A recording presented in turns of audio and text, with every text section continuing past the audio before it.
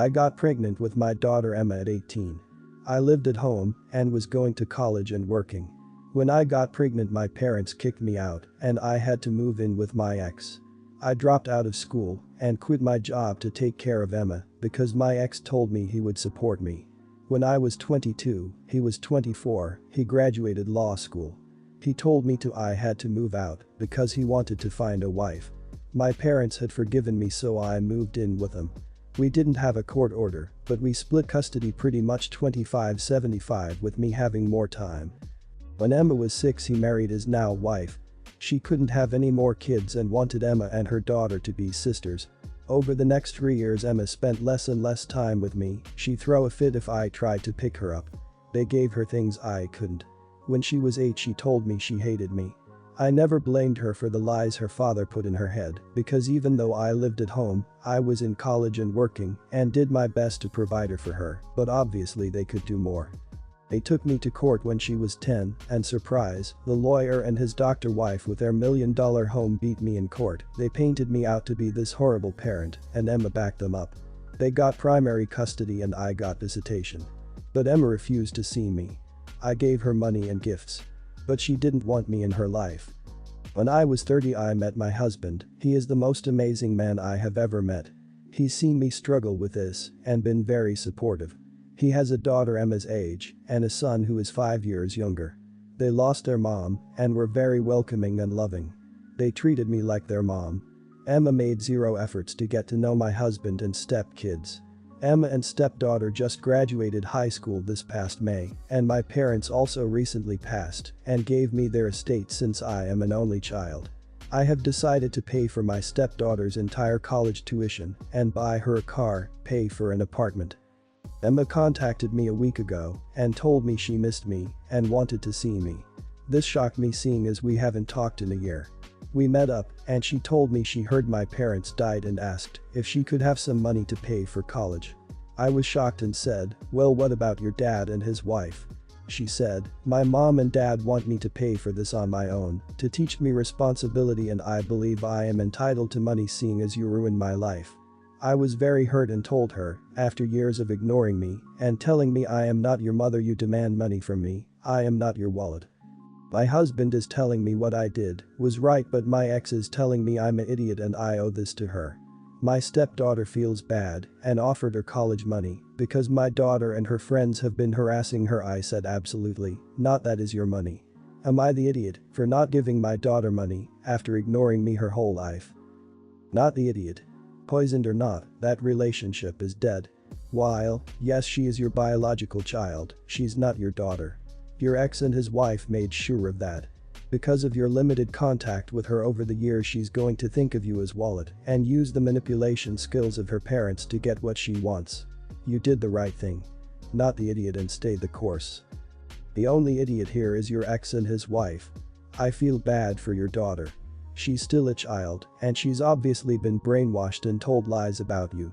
You should try to have a relationship with her, but also let her know that it is her dad's responsibility to help you her with money. 10-10 hitting you up for cash was her dad's or stepmom's idea, and in order to manipulate her to do it, they fed her a line about responsibility. Personally, the fact that she said, "my mom and dad," to you, as though you weren't her biological parent is extremely telling to me. She reached out to you solely for money and lied about a reason for wanting to see you. This seems like one of those stories where the two sides would tell very different versions. Everyone is biased in stories like this. I would be interested to hear how Emma described the scenario or her upbringing for instance. But taken at face value, based on what's here, not the idiot. I, 52, have one son, 17, and one daughter, 30. My daughter graduated from her local university with a master's degree in bushiness and has a small startup that has grown quite tremendously. She is engaged and the major breadwinner in her relationship, which makes me quite proud. My son, on the other hand, he is less academically interested. Throughout high school he wanted to take only art and music courses. I didn't allow him to and unfortunately had to resort to the "my house, my rules." However, he says now that he is going to uni, he doesn't have to listen to me and that he'll move out to one of his friends if I try the "my house, my rules" crap as he calls it. He says that he is going to an art university and that he has already sent out applications to several and gotten offers. So, I did the only thing I could, revoking my offer of paying for his university. It breaks my heart, but I feel like I have no choice. I told my son that either he gets a degree that will enable him to have a good chance at getting a job he can live off of, or he can find some other way to pay. My son was understandably pissed when I told him this. He called me an shitty father and stormed off to his room. Before you flood the comments with "you are the idiot," hear out my reasoning. I did the same thing my son wants to do, got an art degree, against the wishes of my parents. I was young and excited, but it was not to be. Art and music weren't paying my bills, and I got into astronomical debt. Then I was evicted from my apartment, and I was homeless for a year. I had to drag myself back to my parents and beg them to pay for me to go to university again, this time to get a business degree. I got one, graduated again, and got an office job, and worked hard until I got promotions. Then I met my late wife, and we had the kids. So you see, I just don't want my son to make the same mistakes I did. I want him to be able to hold his head high, knowing he can pay his own way and start a family if he so pleases. I don't want to be controlling, but he needs to put his head on straight and do what's best for him. So, am I the idiot for this? No idiots here. Research is very clear. A degree in arts generally results in a person being worse off financially than if they never got a degree at all and just started working. Most people can't make a living at it and rely upon others, be it parents, so's or friends, to make up the shortfall. He can go to school for whatever degree he wants to, and you can choose to not pay for it. Not the idiot.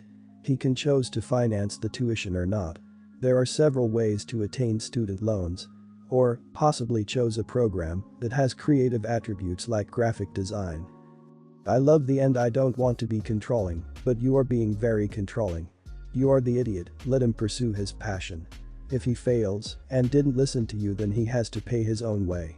If this is how he wants to spend his one free try, let him. And based on your wording, it sounds like you love your daughter more and show it. Be careful because you may lose him either way. I don't think you should have to pay for something you think is a bad choice, but do consider carefully whether your son might have better prospects or talent than you did before you make a final decision. When I was 21, I had a one-night stand that resulted in my wonderful daughter. Her father ghosted me the day after we hooked up, and I decided to raise her as a single mom the day I found out I was pregnant. Throughout my pregnancy, my best friend, we'll name him Sean, became my absolute rock. We grew closer as a result of it and was even there when I delivered my daughter. We came a couple 6 months into my pregnancy, and he officially adopted my daughter 3 years after she was born. We've been together for 7 years, married for 1, and have recently found out we're expecting our first baby. However, this has caused some tension from his family. His family are black, and while most of them have been great, his mother, my mother-in-law, did not support our relationship, especially his choice to adopt our daughter. She refuses to acknowledge my daughter and corrects her every time she calls her grandma. Since finding out we're pregnant, she has been going around telling everyone she is expecting her first grandchild and how we're going to be a real family. My husband just ignores her because this is just what she does. However, it all came to a head recently when she said she would happily babysit our new baby, but wouldn't want our daughter around. When I asked why, she started saying how embarrassing it is for her and her son to be seen with a white child that clearly isn't theirs, and that she will never be part of their family. Since then, she's been texting updates regarding her grandbaby. I refuse to speak to her, but my daughter keeps asking why she doesn't get to speak to her grandma. I feel so ashamed to tell her that her grandma doesn't like her because of her race. I just don't see why she can't be fully accepted and part of a family just because she's white. I want to tell her the truth and go low contact with my mother-in-law, but my husband said I would be an idiot if I told my daughter what my mother-in-law has been saying. Would I be the idiot if I told my daughter her grandma is ashamed of her race? Everyone sucks here except your poor daughter. I understand that your monster-in-law is horrible, but telling your daughter that grandma is ashamed of her race will destroy her. Please don't do this. You would be the idiot. I'm a Korean kid adopted by 2 white people. I used to see my paternal grandparents a lot when I was a kid. But one day, we just stopped seeing them. Eventually my mother told me that it's because my grandmother had said that no one would ever be able to love an adopted child like a biological one, especially one of a different race. It ruined my view of my grandparents for the rest of my life. Every happy memory I have of them is now tarnished by that comment. I truly appreciate the fact that my parents stuck up for me and cut them out of our lives, but I didn't need to know the reason. That kind of information really messes up a kid. Cut out the grandma, but make up some kind of excuse for your kid. Your daughter is too young to understand, and all you would be doing is pointing out she's different and may even make her feel like she's not a part of the family. Your husband should be dealing with his mother and reinforcing that your daughter is a part of his family. Also mild the idiot for referring to your mother-in-law as grandma in front of your daughter. She has made it very clear she does not want to be grandma to her. I am black, and my wife is also black. I spent most of my childhood in the foster system, but for a good part of it, I was taken care of by an elderly Russian gentleman, we'll call him Dmitry Petrovich. While he never formally adopted me, he played a major role in my upbringing, and I am very grateful for all that he has done for me. Unfortunately, he passed away many years ago, and he never had any children. Fast forward to today, my wife and I recently had a son, and to honor the memory of my mentor, I decided, with my wife's approval, to name my kid Dmitry Petrovich Williams. Williams being my last name, and Petrovich being my son's middle name. However, it seems like it's only my wife and I who likes this name, as her extended family has been quite upset over it, saying things like, "What kinda name is Dmitry?" or, "You ain't white, you ain't Russian, why did you give your son such as a white name?" It's true that there's no part of me that's Russian, I barely speak Russian, but I feel like he's been such a big part of my upbringing that I had to honor him somehow. I confided in my friends too, and they said something along the lines of, "You a black man, and you gotta be proud of your own culture. You gave your son an identity that he's not even a part of, he's gonna have a hard time in school with that name." So, my wife's family aren't happy with our decision, and it seems like my friends don't really have my back either. I'm keeping the name, that's for sure, but should I have reconsidered? Maybe I could have honored my mentor in another way. Not the idiot.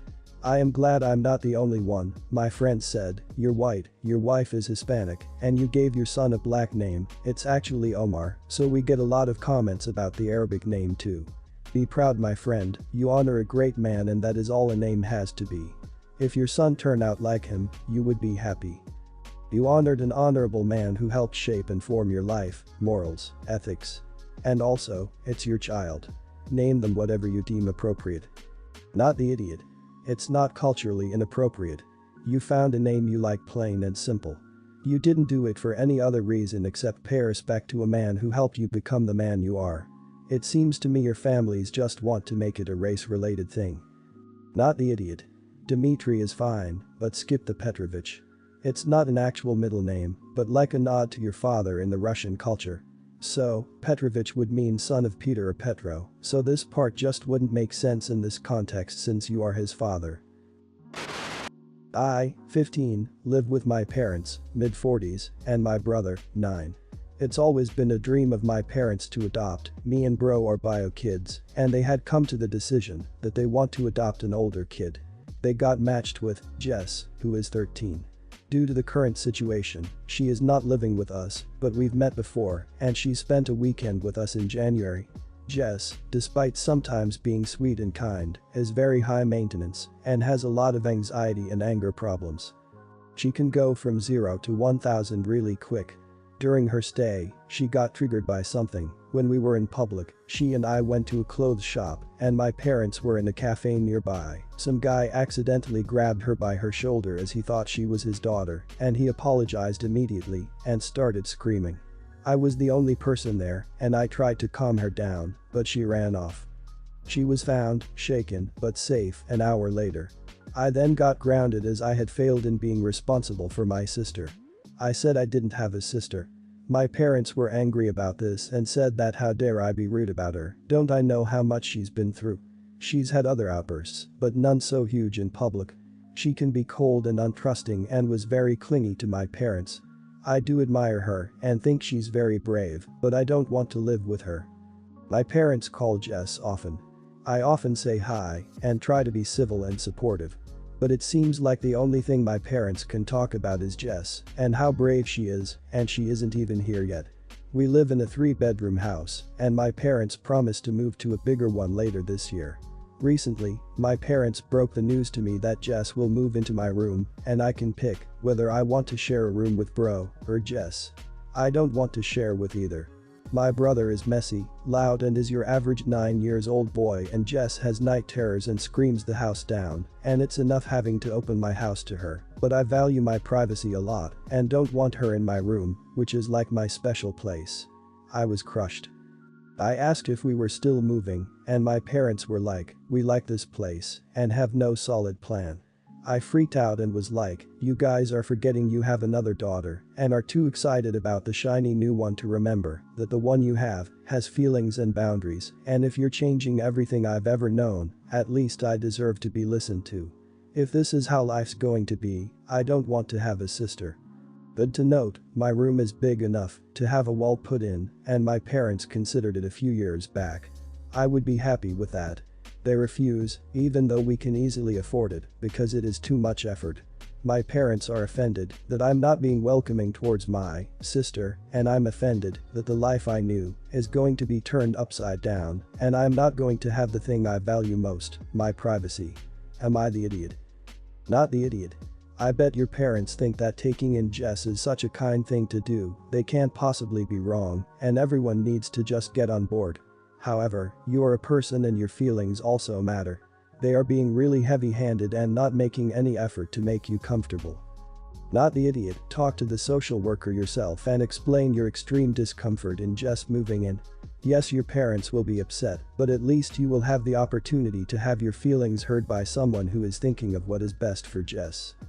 Adopting an older child is hard, so hats off to your parents for that. But their first priority should be making sure you and your brother are comfortable, and just lumping you in a room together seems wrong.